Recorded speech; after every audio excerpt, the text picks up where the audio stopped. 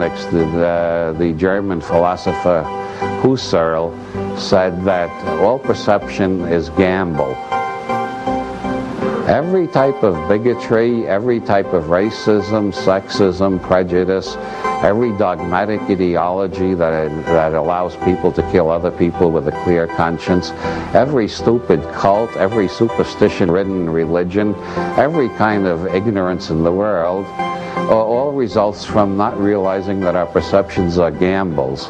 We believe what we see, and then we believe our interpretation of it, and we don't even know we're making an interpretation most of the time.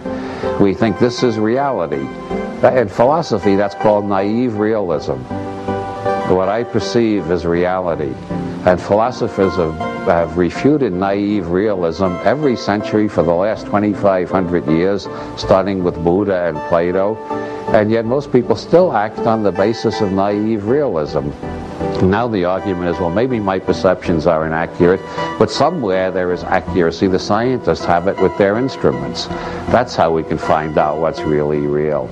But relativity and quantum mechanics have demonstrated clearly that what you find out with instruments is true relative only to the instrument you're using and where that instrument is located in space-time. So there is no vantage point from which real reality can be seen. We're all looking from the point of view of our own reality tunnels. And when we begin to realize that we're all looking from the point of view of our own reality tunnels, we find it is much easier to understand where other people are coming from, or the ones who don't have the same reality tunnel as us do not seem ignorant or deliberately perverse or lying or hypnotized by some mad ideology. They just have a different reality tunnel, and every reality tunnel might tell us something interesting about our world if we're willing to listen. The idea every perception is a gamble seems to me so obviously true that I continually am astonished that I can forget it so many times in the course of 24 hours. But to the extent that I remember it, I can't stay angry at anybody, so it's a thing worth keeping in mind.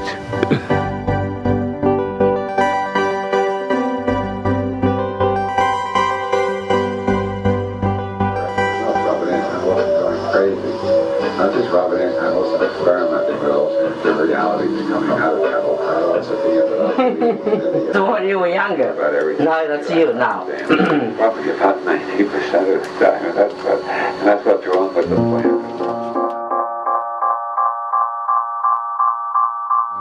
Yeah, my last birthday seems like a dinosaur. I seem more like a dinosaur myself. Well, you know, we're all rapidly turning into dinosaurs. Sometimes I feel as old as the Mojave Desert. Sometimes I look in the mirror and I think I look like a dead mule. That's only when I first get up in the morning. It was hurt this morning for about an hour after I got up. That's about all. And you just took a little bit of muffin in the morning? I took a little bit of muffin. It hasn't bothered me since. I haven't taken any more muffin.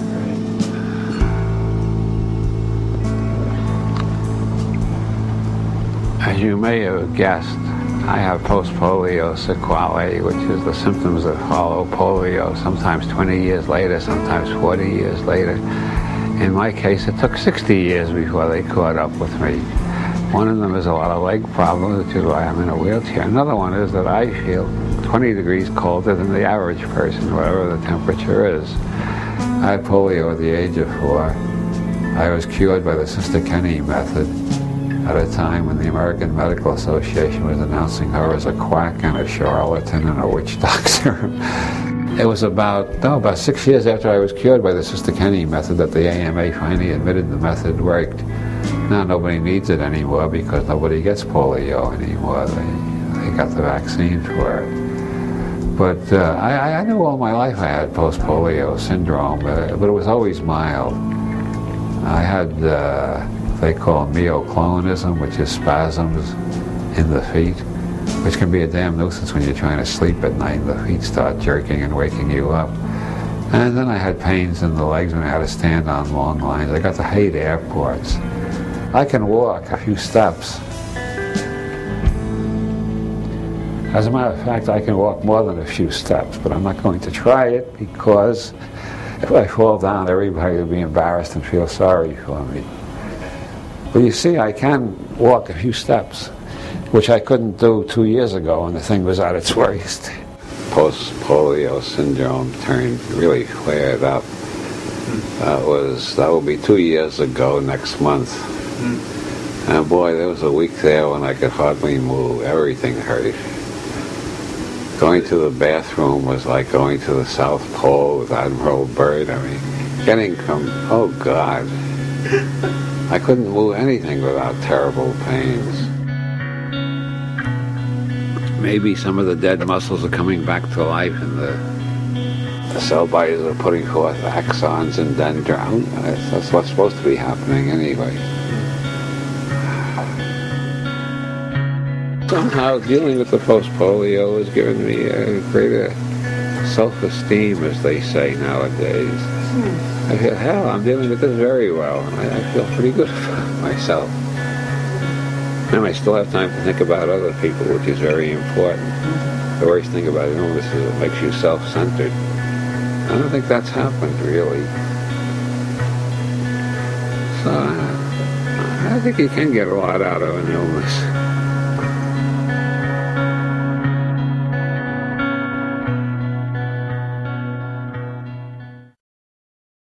Processing interactions, tuning in interactive processes.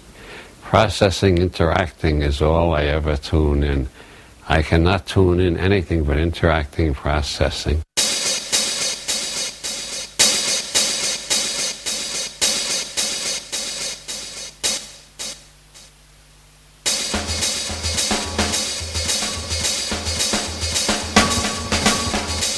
The biggest thing I got from Bob is that all of our reality constructs are models. You know, all of them are approximations, are metaphors, are allegories for what's going on. And that we live in a world where we are all negotiating. We're negotiating on behalf of our stories. All thought is metaphor. The map is not the territory. Every verbal map we make is a metaphor, but existence is not words, it's not mathematical equations. The universe is much bigger and more complicated than any little map we can make of it. The map is not the territory. The words that describe the map are not the territory, even further from the territory. So not only does the map not show all the territory, but the map is a generalization which doesn't fit any particular territory. What I perceive is not what's out there, it's just what I perceive. Blake said in his attack on Newton, the scientist says the sun is a molten rock in the sky. Can you not see that? Blake says, I cannot see that. I see a choir of angels singing glory, glory, glory to the Lord God omnipotent. And that's Blake's reality. Both realities are equally right, depending on where you're at. If you want to do a chemical analysis of the sun, you use the scientific reality. It's not a rock anymore, it's a nuclear furnace. But you use the latest scientific reality. But subjectively, I understand how Blake felt when he saw the sun as a bunch of angels singing glory, glory, glory to the Lord God. I've seen trees doing that. That's a very valuable reality tunnel to be in. One doesn't contradict the other. You know, we each create a story, a narrative, a picture, an allegory, a model for what's going on here, and then we fight, sometimes to the death, to make others, if not believe in that model, we fight to be able to keep believing it in ourselves. So we try to erase contradictory evidence to that model. I agree with the Buddha. There is no meaning in life. The meaning is in sentences. Meaning is in symbols that symbolize life. Life itself does not have a meaning because that's what meaning refers to. Meaning refers to life. To look for meaning in life is like looking for trees on a map. You can find squiggles that represent trees, but you find the trees there. The squiggles only represent the trees. Or the rivers. You can't wash in a river on a map. You got to find a real river in the non-map world. Is that clear? I'm trying to make a difference between the words and the metaphors and the existential experiences. But it also becomes where I end up kind of parting ways philosophically with him too. You know, I get the feeling that Bob is not just aspiritual but anti-spiritual. You know, he doesn't believe in God or spirit or a special super reality connecting us all, because it's not there, because it's not evident, because it's not apparent. And I feel in a way like Bob's worldview, having passed through the chapel perilous of wonder, that his view now is that, well, there's nothing. You know, this is it. Period. As far as I'm concerned, the idea that there's nothing is just another what if. You know, it's the skeptic in Cosmic Trigger. It's the skeptic's worldview, but it's just a worldview, and I don't think it's any intrinsically safer. I have heard it said in a critical way that Robert Anton Wilson doesn't believe in anything, and if that is true, then I applaud him for that, because that is the hallmark of a truly free man. As long as you subscribe to a dogma, any dogma, no matter how benign, you will never be free. And if Bob doesn't believe in anything, that is not to say that he doesn't care about things. I think he cares about things passionately. It's just that he hasn't allowed the central focus of his intellect and his emotions to be usurped by some ideology. But maybe refusing to believe in belief is an ideology, but if so, it's a very flexible one. Non-simultaneously apprehended interacting processing. I see no nouns, I only see verbs. Not only do I seem to be a verb like Bucky Fuller, but the whole universe, scenario universe, seems to be a verb. Interacting, processing.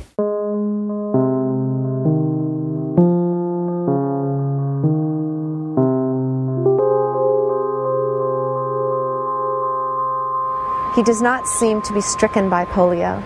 You know, it seems to be that that's a happenstance, something that's occurring with the body. But it hasn't dampened his really remarkable spirit. You know. His body, you know, his body's failing. Post-polio is a dramatic and you know, brutal opponent at times. But I believe that he is always looking for a new discovery, and in that, whether it's trying to take fewer steps because his polio won't allow him to walk, and yet,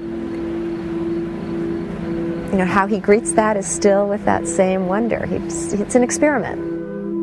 One of the greatest relief I get from pain is from marijuana brownies made by Women's Collective, people with muscular dystrophy, post-polio syndrome, AIDS, cancer, and a few other problems that are very clearly and obviously helped by marijuana brownies. And when this federal government announces that they've canceled the 10th Amendment and the states have no right to legalize anything that the federal government is against,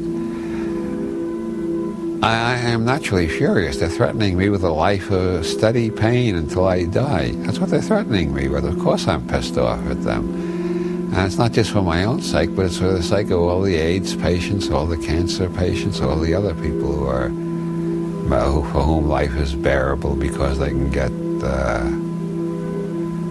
some marijuana in one form or another. It is one of the best painkillers known, and it's non-addictive, and it has an extra added benefit, the high, which is what the